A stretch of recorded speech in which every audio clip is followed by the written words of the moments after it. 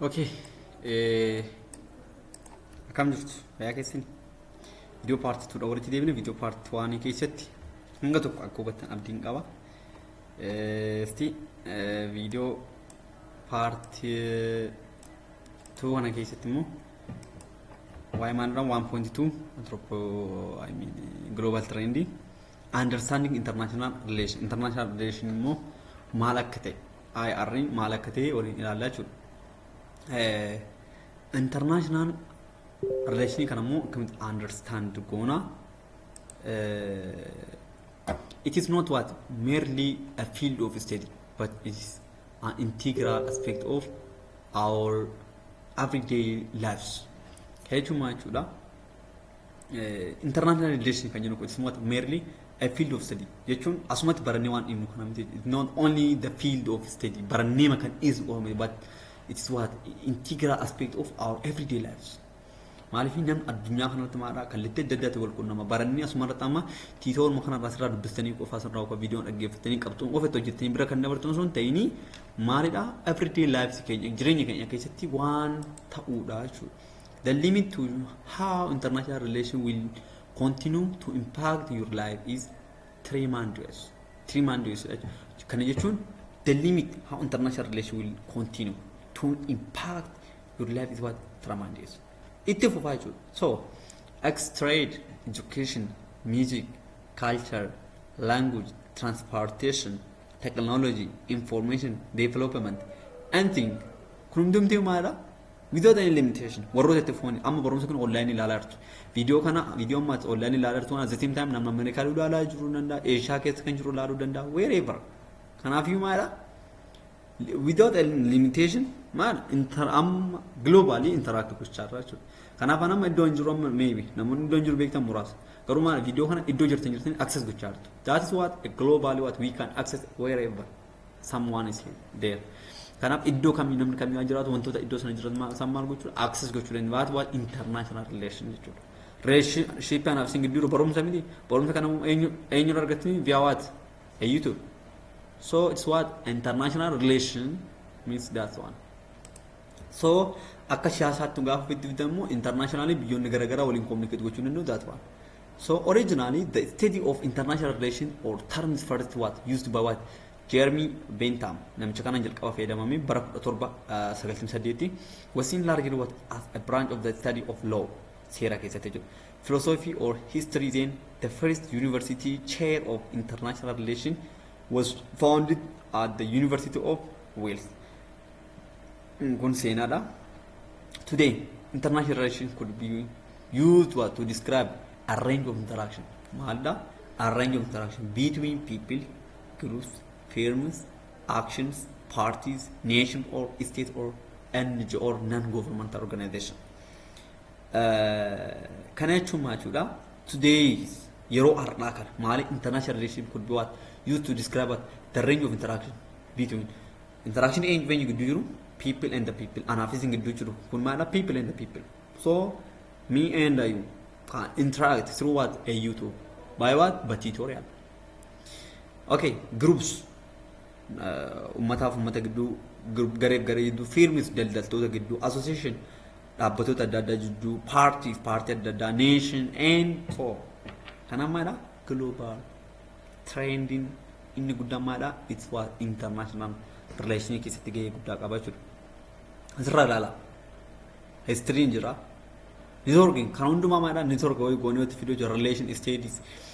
If a kind of exchange field, facilitate relation studies, ideas, boundaries, Nisorg, international, teaching, strengthening community, promote cooperation, support, disciplinary. Kunumti umara addunyalis.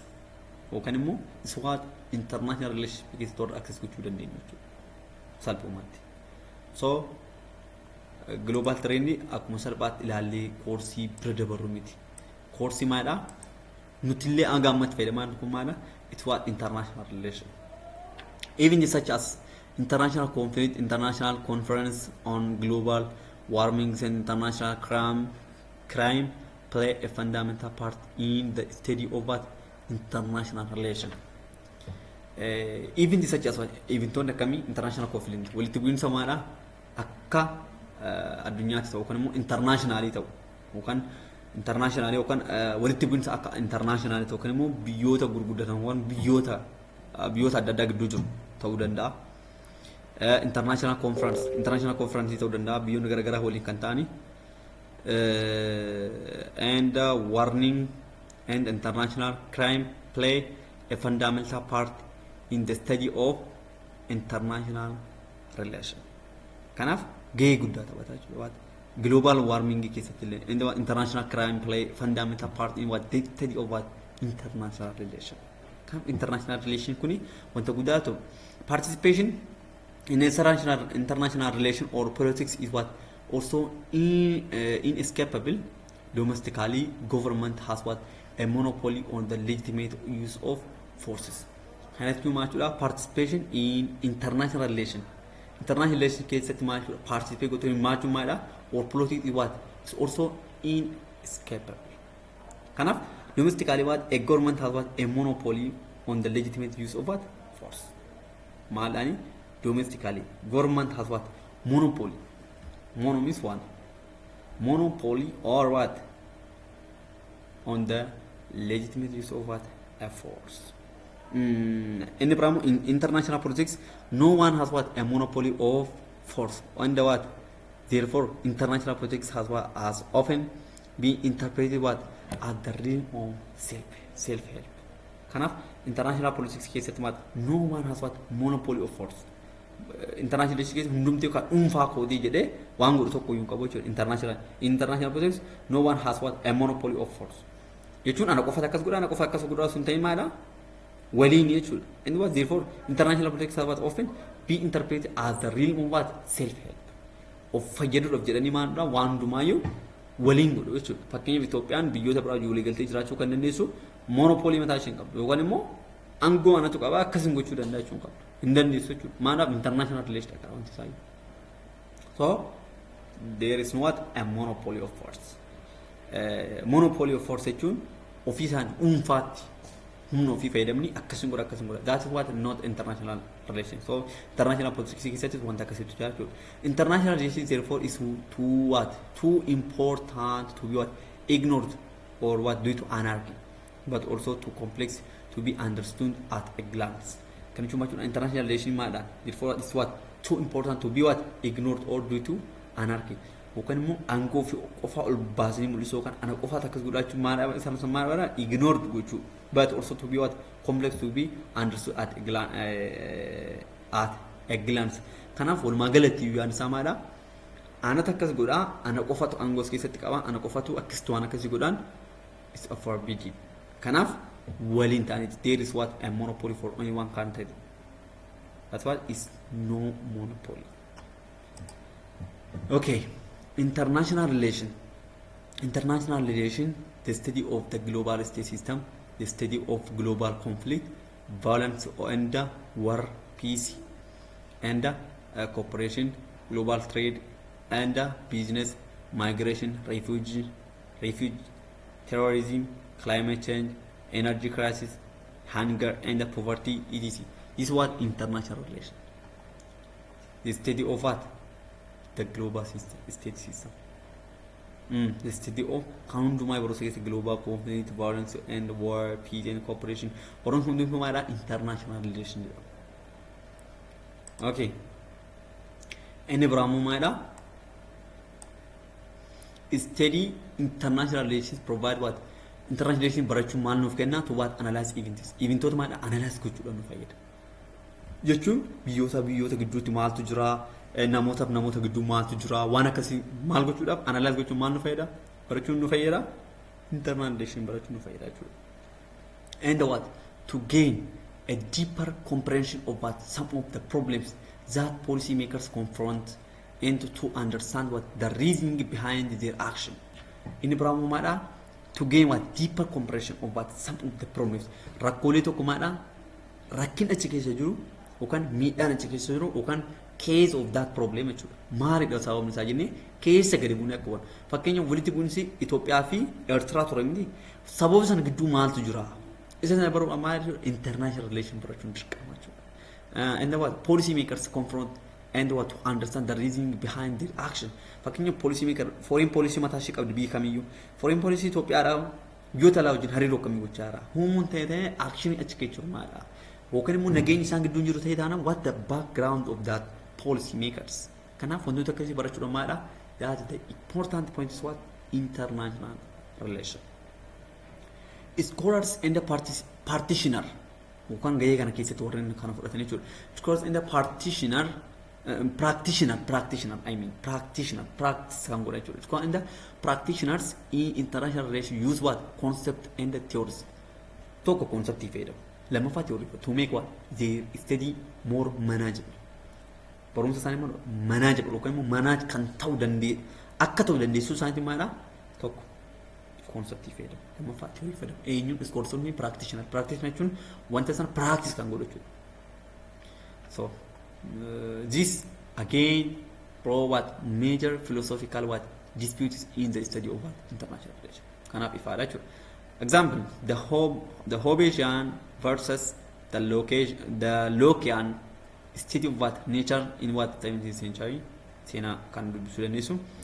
The realist versus idealist debate in the 20th century. Realist versus idealist. Realist namo idealist. Yaada idealist namo yaada real kan jirratti walii gala kun maana debate that one international relation ke warren gay qaban. Hobbes writing in 1651. Shantamii tokkotti interpretive what the state of nature is fear. Malin the state of nature is fear and what danger of violence deeds. This and the life of man solitary what poor nasty brutish and what short but kanaaf maadha warreen kana keessatti jechuudha. Hobby writing hobby jechuun seenaa kanarratti kan barraa jechuudha. Hobby writing 1965 kan barraa interpret the state of nature is state of nature jechuun yookaan immoo state of nature kan uumamaa jechuudha mitiire is what a fear and danger of what violence is and the life of man solitary poor nasty brutish and what short but Locke took more optimistic view and suggested that sociability was the strongest bond between men were equal sociable and free in the state of nature. Walumaagalatti iyyuu maadha wanti kuni optimistic view and suggested that sociability was what the strongest bond between men and the men were equal. Jechuun dhiira gidduu jiru hariiroon jiru wal qixa ta'e. Akkasuma asirratti hin barroomne dubaablee warra gidduullee kan jiru or sociable free understanding jechuudha. Walumaagalatti iyyuu konseptii sana haasawuu barbaadeeti jechuudha. Okay. International politics is preeminently concerned with what the art of achieving group indies against the opposition of other groups. International politics is what preeminently concerned with the art of what achieving groups indies against what the opposition of other groups. International politics jechuun siyaasa akka international jiru kun maalidha tokko namni tiree kaayyumte fakkeenyaaf amma yeroo ammaa kana immoo yaa haaluma irratti hundoofne gaafa fudhanne Yuukireenii fi Raashiyaa gidduu kan jiru jechuudha. Tokko mo'achuudha kaayyoon inni guddaan waraana kee taanaan inni tokko mo'achuudhaaf. So that's what achieving group in this what against the opposition of what other groups. International politics is what also about what maintaining international order. International politics is what in Ibrahim also what about maintain gochuudha. Maal international order jechuudha. But that order has to be what maintained in anarchical world. Kanaaf yeroo ammaa anarchical ta'aa jirtu eenyudha Raashiyaadha jechuudha. The United Nations Charter was what signed in October 1945. 51 states signed it. State 51tu mallatteesse 1945. Maalirratti United Nations Charter irratti jechuudha. In the first decade of 21st century, the United Nations jechuudha grew between 189 and the 192 members states. Kanaaf in the first decade of 21st century jaarraa 21ffaa keessatti the United Nations grew between 189 and what 192 member state kan of keessaa qaba. Okay. Nibramu the nature and the evolution of international relation during the medieval Europe. There were two institutions with what pretension to power over Europe, the Catholic Church and the Empire. The nature and the revolution of international relation. During the medieval Europe, there were two institutions with pretensions to power over what Europe, the Catholic Church and the Empire. Catholic Church baay'ee gahee guddaa taphatachaa keessa Europe keessatti. Kanaaf Catholic Church versus what Empire isaanii immoo ilaala. With what spiritual authority with what it is centered in Rome keessatti. The Empire known as what Holy Roman Empire. Empire maala Holy Roman Empire keessatti jira. Asirratti maana nature and what evolution of international relations jedhamee ture. So occupied what a crucial role in what in the cultural and intellectual life of what the Middle Ages. Maalin Church or Catholic in kun jechuudha. Established what the Empire is established in 19th century. Predominantly what German speaking what included parts of what Italy, France, Netherlands and the Belgium. Derived legitimacy from what the Roman Empire but had none of its political power. So cannot support this. Okay. With the Reformation in the 16th century, the notion of unified Europe broke down completely as what the church began to split what apart. With the Reformation in the 16th century, with what the Reformation, with the Reformation in the 16th century, the notion of unified what Europe broke down completely as what Europe broke down completely what as the church began to what split apart. So Martin Luther 4083 up to what 5046 could offer saddeetam daga kudha shan afurtam jaatti eenyu Martin Luther mukkee maal jedhaani and what John Calvin 5009 up to 5064 had what formed their own religious denomination which did not take orders from what Rome. Seenaa kanarraa maal hubannaa isa jalqabaa kana keessatti paartii kan sirriitti ilaaluu qabdu iskee maalidha the nature and the revolution of international relations. During the medieval Europe there were what two institutions with what pretension to power what Europe power in the Catholic Church and what the Empire. Isaan kana gidduu dubbisu Church Catholic was what the spiritual authority. Maana spiritual authority qabu aangoo maana spiritual irratti waan tokko gochuu jiru abbootiin amantaa jiru miti aangoo mataa isaa qabu with it is what centered in Rome keessatti. Occupied what crucial role in what cultural and intellectual life of what the Middle Ages. Now as the Holy Roman Empire kun jechuudha. As government with the role of Reformation in the 16th century, in the notion of what unified Europe broke down. Europe unified gochuu maala adda cite yookaan tokko gochuun jechuudha. Maaliif completely as the church began to split apart. Roma kana I mean Europe kana unified gochuu dandeenye tokko gochuu dandeenye maaliif church the split apart adda beera maal ta'eetu Catholic keessa kan ture Martin Luther King maala yaada kanatti waliin galu barsiisa kanatti waliin galu an maal ta'uu qaba irraa addamuun qaba yookaan barsiisni akkas ta'uu qaba yookiin immoo anis waliin deemuu hin danda'u yaada jedhu kaasaaf kazaan isaan yaada isaanitti waliif hin galle waan ta'eef maal ta'e Martin Luther King fi John Calvin maal ta'u isaanirraa addabu. Martin Luther 1483-1546tti akkasuma John Calvin immoo 1529 egaa eenyuun ba'ee booda egaa Martin yaada kaaseen booda John Calvinis 1564tti maal yaada kaasee have formed their own religious denomination which did not take orders from Rome. Isaarra kan adda ta'e fakkeenyaaf doktoriin mataa isaa kan qabu haala amantii mataasaa kan qabu fakkeenya Oromummaan baay'inaan beesummaa Protestant jedhamanii kan irratti hundeeffamu jechuudha. Kanaaf paartii sana keessaa dhufe jechuudha. That's what Martin Luther fi John Calvin yaada kaasanii jechuudha. Kanaaf charchiin maal ta'e split apart ta'e jechuudha kaatolikiin kun. Yaada Martin fi yaada John Calvin waliin galle jechuudha.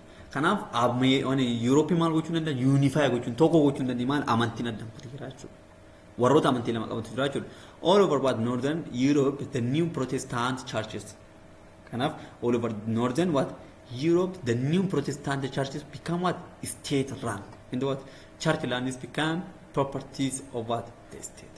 Kanaaf adda baanee jechuudha. The king rejected what mootummaan godhe the king rejected what traditional claims of what all local authorities. Kanaaf aangootanii maal godha reject godha.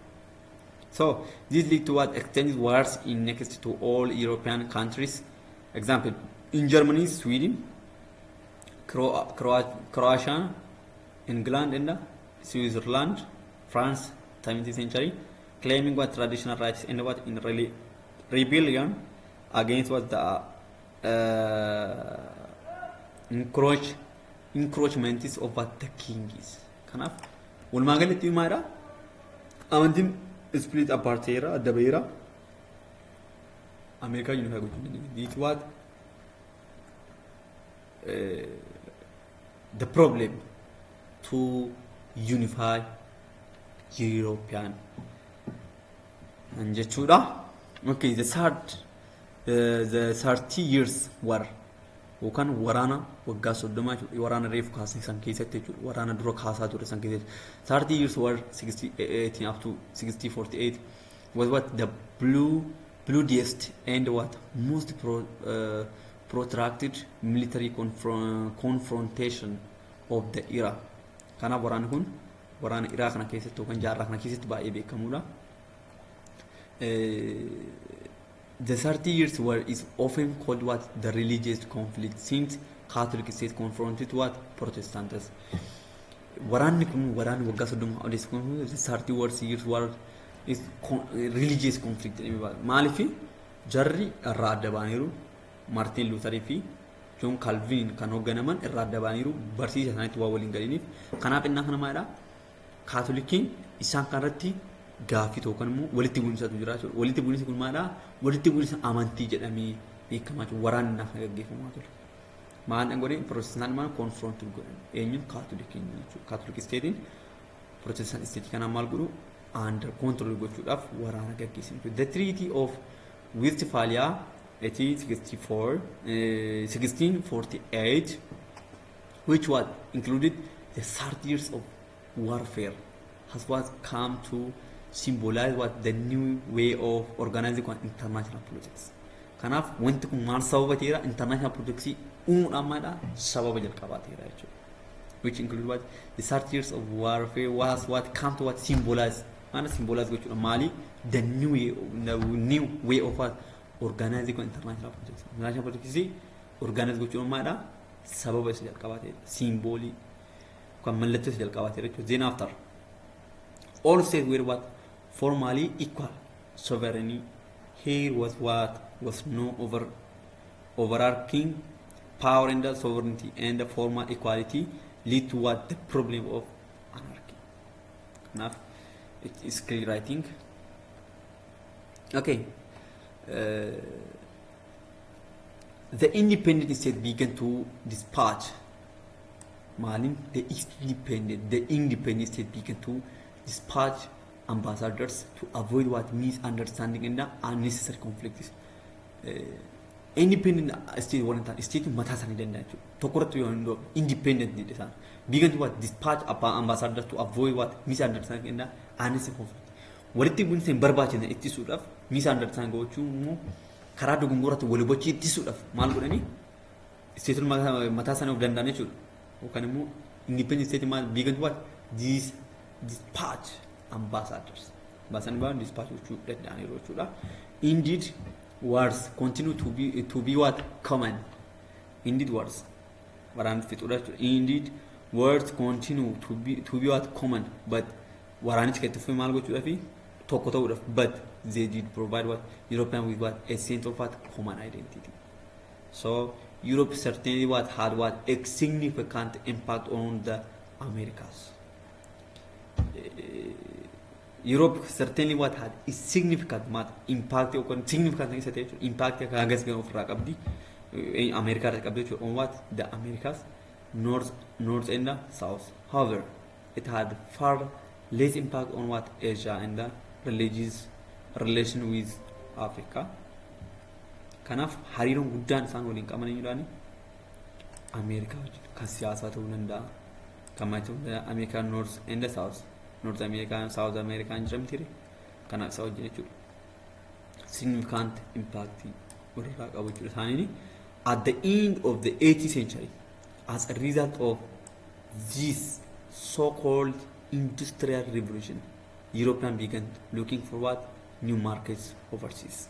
Kanaf jarra ko saddeettaffaa gara dhumaatti mogone as a result of this so-called industrial revolution, Europeans began looking for what new market overseas. Kanaf new market overseas immoo maalan illegal kam jarra saddeettaffaa gara dhumaa jechuudha. Industrial revolution and nas negalecho industrial revolution I think if I don't forget when irratti barattaniirtu emerging technology irratti industrial revolution jechuudha.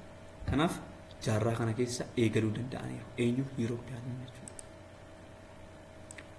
Okay, at the 19th century other European countries joined what in this scramble for colonies 1884 up to 85, not least in Africa. At the 19th century, other European countries were joined in this scramble for what colonies. Not least in Africa. Colonial possession, colonial